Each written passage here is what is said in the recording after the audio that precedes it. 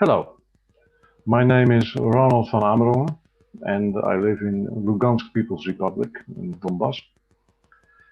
And I would like to make a comment on an article of Oleg Akimov, which I will show you now.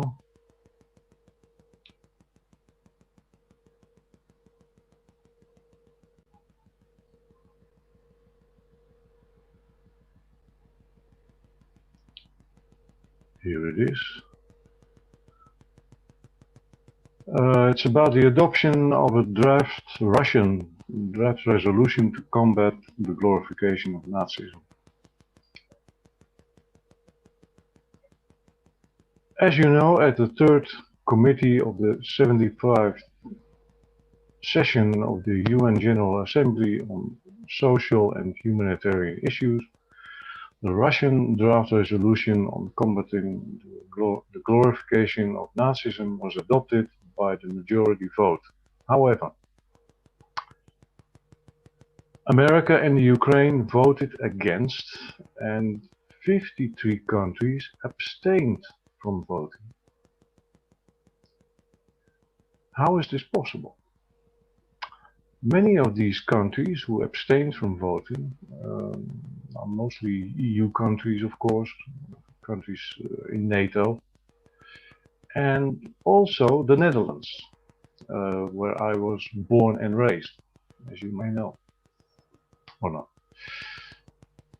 So, let's dive in some history about, for example, the Netherlands. Because the Netherlands, are they, as we are led to believe, anti-Nazist, anti-fascist, are they? Well, no, and they have a history in this, which I will show you. Here, for example, this is a meme, but it's a correct meme. It says, the Allies, we defeated the Nazis. Right.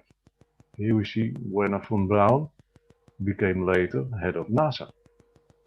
Walter Hallstein became head of the EU Commission.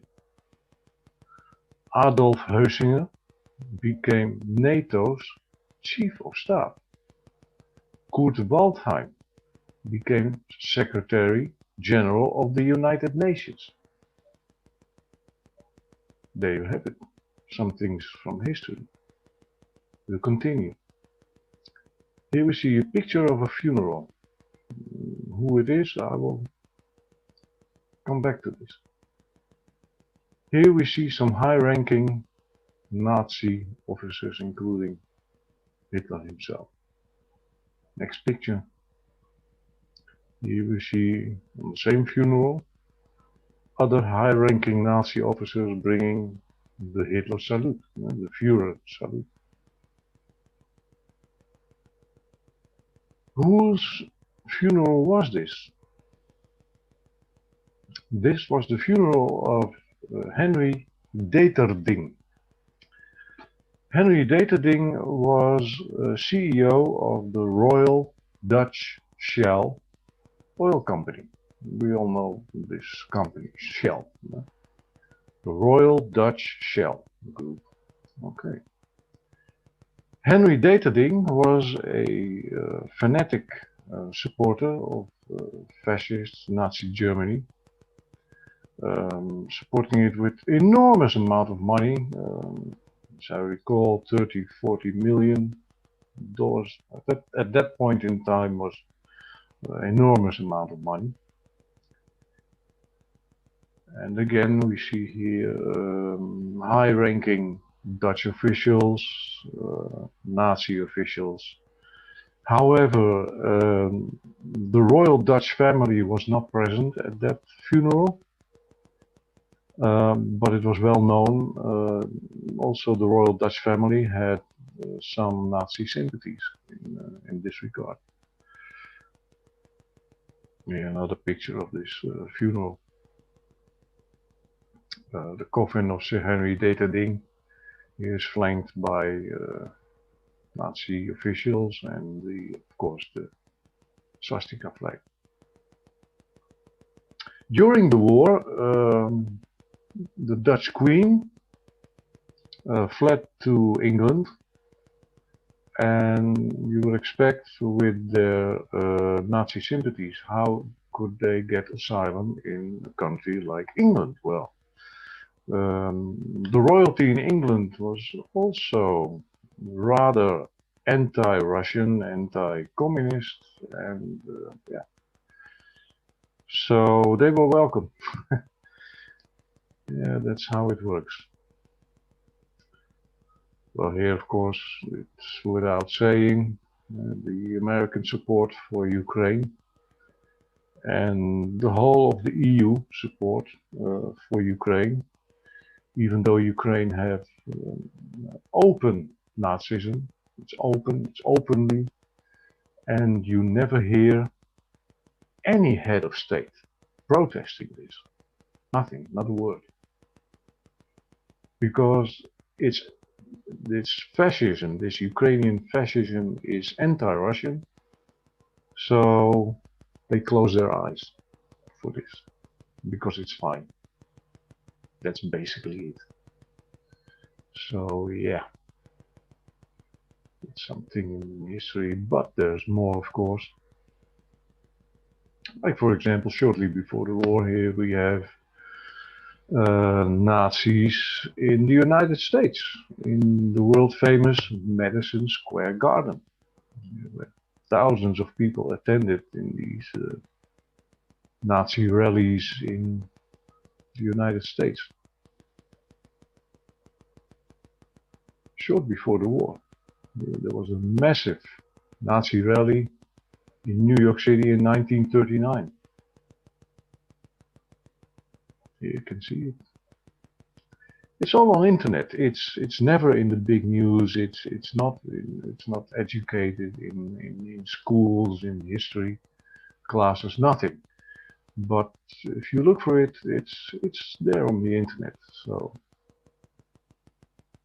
yeah, you have to look for it. Unfortunately, that's how it is. So let me see if I can find another one. Here's some article of the Atlantic. There's also mention of the Netherlands, where, for example, there's good evidence for this, by the way. Big companies like IBM, Ford, Coca-Cola, they were all supporting the Nazis. Hitler and Henry Ford, they were friends. Hitler had a big painting, a portrait of Henry Ford in his office. And for example, this article continues about this. And moment, see if I can find that. In Holland, here it's called Holland or the Netherlands, makes no difference. A country with a well-entrenched Jewish infrastructure, with an estimated 140,000 Dutch Jews, more than 107,000 were deported, and of those 102,000 were murdered.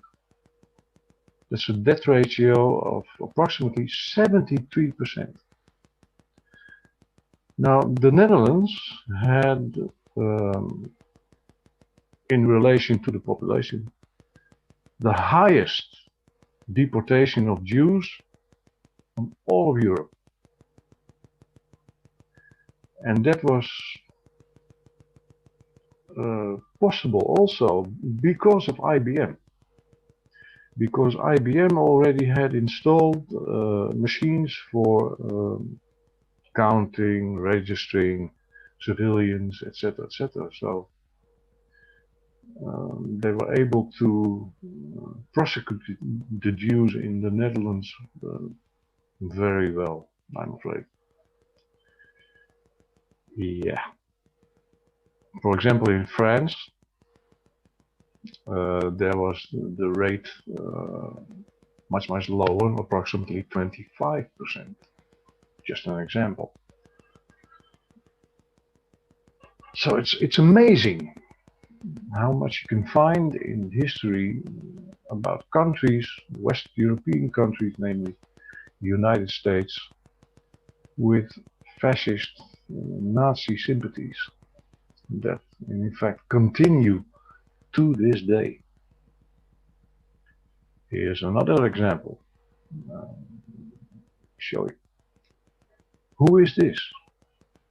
This guy.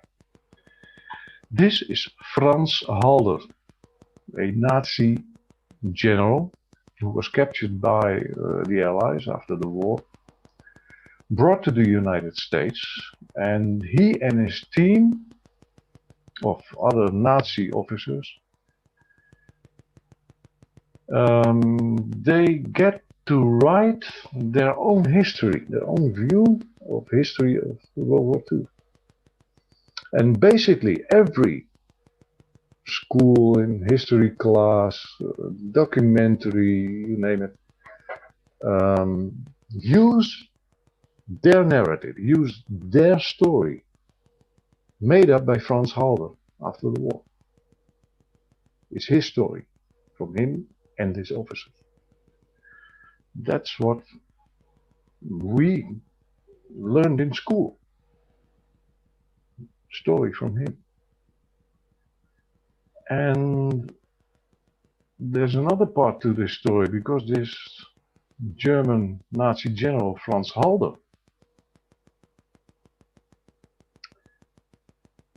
he got the American Meritorious Civilian Service Award in 1961. Yes.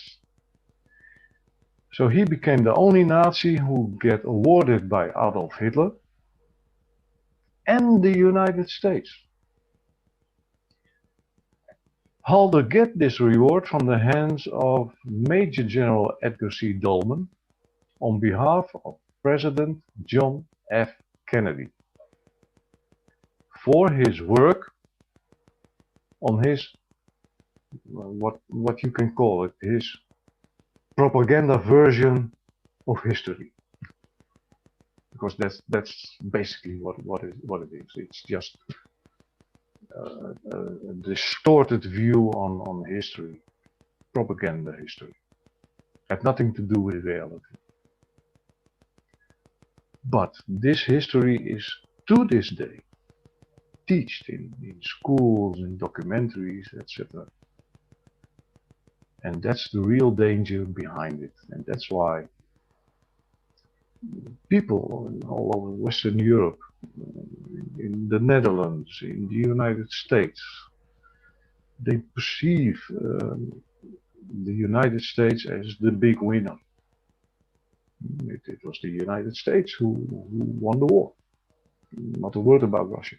Nothing. Not a word about the Soviet Union, of course it was then. And now we can see this to this day, where, okay, this draft resolution was adopted, but we see so many countries abstain from voting, simply abstaining. And we will see this for many, many years to come, because this is my message basically, that Russia, the Russian-speaking population in general, we can expect very, very little from the Western world, basically. And no matter what president will be in the United States, or it will be Trump or Biden or whatever, it completely makes no difference whatsoever. So don't get your hopes up. Maybe I'm pessimistic. I'm not. I'm just realistic. I sincerely hope that everybody who has the time, or please make some time, dive in the history, in Nazism, support for Nazism, fascism, in the West, see how the narrative is in these Western countries, because it's not looking good. And like I say again, don't expect any improvement in the years to come. So with this message I leave you. Thank you for your attention.